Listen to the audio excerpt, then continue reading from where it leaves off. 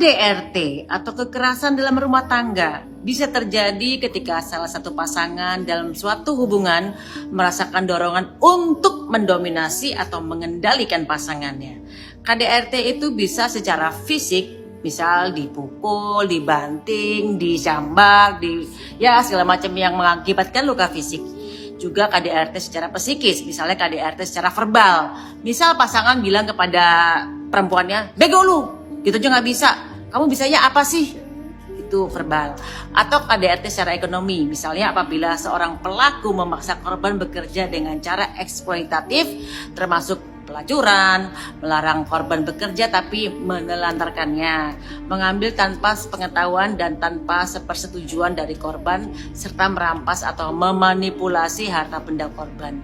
Dan terakhir adalah KDRT secara seksual, yaitu pemaksaan hubungan seksual yang dengan cara yang tidak disukai, dan juga pemaksaan seksual menyuruh pasangan berbuat tidak senonoh dengan orang lain. Tapi yang paling gampang dibuktikan ketika kita melaporkan ke polisi adalah kekerasan secara fisik karena lukanya kelihatan. Ini pesan ya buat lelaki dimanapun kalian berada yang merasa dirinya macho. Apaan sih macho? Tapi sesungguhnya lebih cocok pakai daster. Aduh, wanita itu bukan untuk dikasarin. Seandainya kamu lelaki punya pasangan wanita yang memancing kamu untuk marah, lebih baik menghindar dulu aja sampai wanita tersebut tenang. Tapi jangan sekalipun kau colek dengan kasar. Jangan kau emosi boleh, tapi lebih baik kau tinggalkan saja. Jangan sampai kau banting, apalagi di smackdown. Semacam-macamnya kalian kalau para lelaki sudah melakukan KDRT, menurut kami kaum lelaki itu lebih baik pakai daster aja, atau mungkin mau pinjam lipstik saya, atau mungkin saya dengan senang hati akan meminjamkan daster tersebut kepada lelaki tersebut. Gimana? Kita apa ini laki-laki yang melakukan KDRT? Nah, kalau kamu kaum wanita yang terkena KDRT, kekerasan dalam rumah tangga, jangan segan untuk meminta bantuan kepada teman, tetangga, atau siapapun yang bisa menolong kamu. Jangan lupa kumpulkan bukti sebanyak-banyaknya, karena ini penting banget. Apakah itu video handphone, apakah itu CCTV, atau itu adalah bukti suara rekaman di handphone, suara, foto, saksi untuk memperkuat laporan kamu ke polisi. Kalau KDRT yang enggak sih, sebenarnya gini, kan saya kaget ya kalau Ferry itu ternyata KDRT. Saya pikir orangnya lembut, baik gitu ya. Tapi dengan melihat kilas balik yang video-video dari mantan-mantan ini ternyata KDRT, kaget juga sih, gitu aja gitu. Karena kan video-video mantan-mantannya kan juga muncul lagi gitu kan. Ya yang namanya rumah tangga kan, ini yang pertama kali aku dengar. Sebelumnya sih aku nggak denger.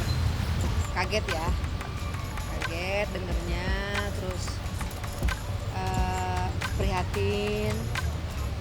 Tapi kita nggak bisa apa-apa ya, kita cuma bisa mendoakan yang terbaik buat mereka. Ya karena kita nggak tahu kalau Ferry itu seperti itu di mata kita kan. Ferry memang pribadi yang baik, pribadi yang sangat menyenangkan gitu ya.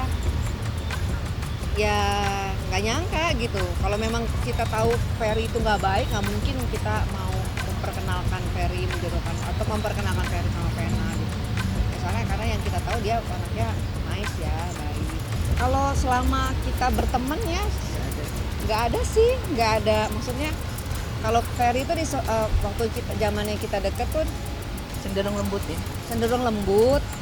cenderung nyenengin, terus suka bercanda, terus ya kita kan berdua nih, dia sendiri. Nah dia tuh selalu kayak ngomong dua kakak-kakaknya tuh kayak diemong gitu loh. Masih Ferry misalnya aku mau makan atau apa tuh pasti dia tuh yang gercep untuk memikirkan, ngebantunya gercep lah gitu. Kita kan nggak tahu kalau basicnya, kita kan nggak tahu maksudnya Ferry itu KDRT.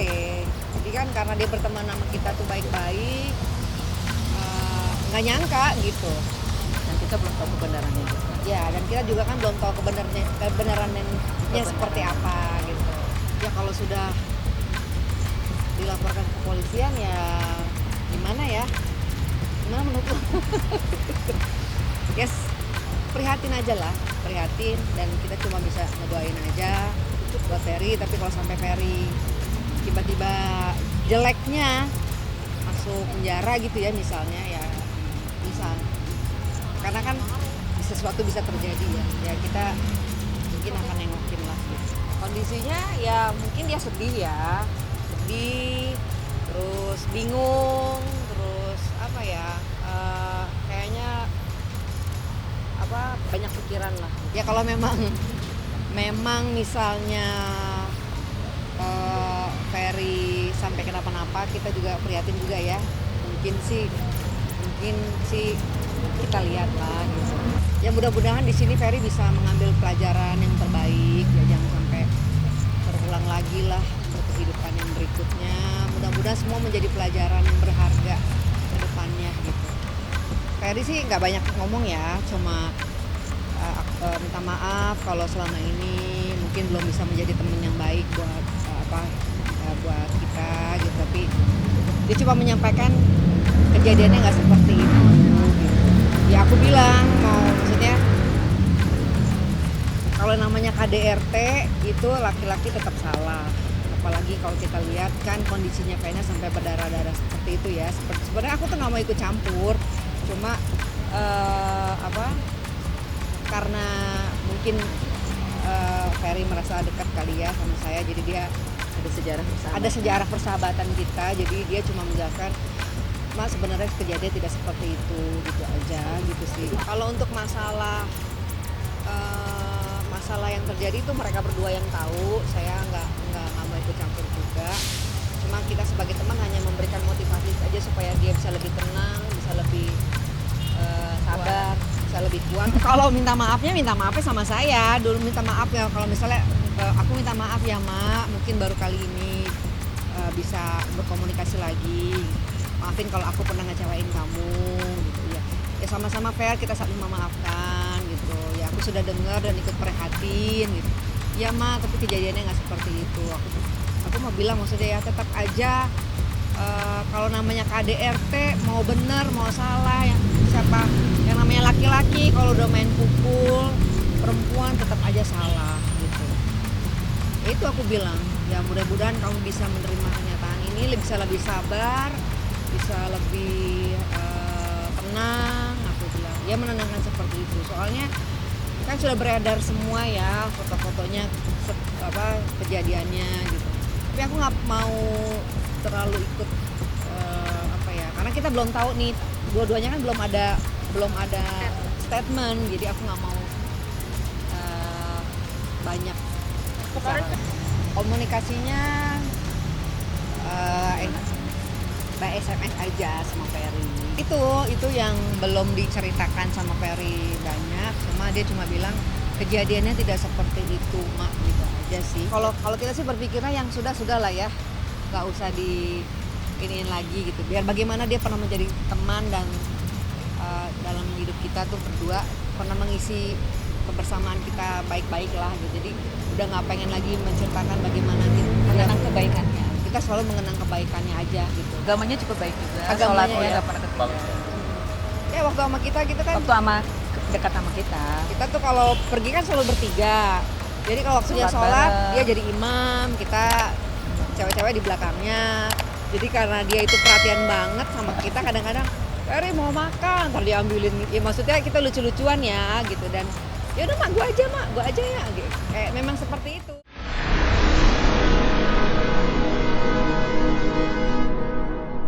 Jadi jangan lupa untuk subscribe Cumi Cumi. Ditekan ya tombol lonceng merahnya.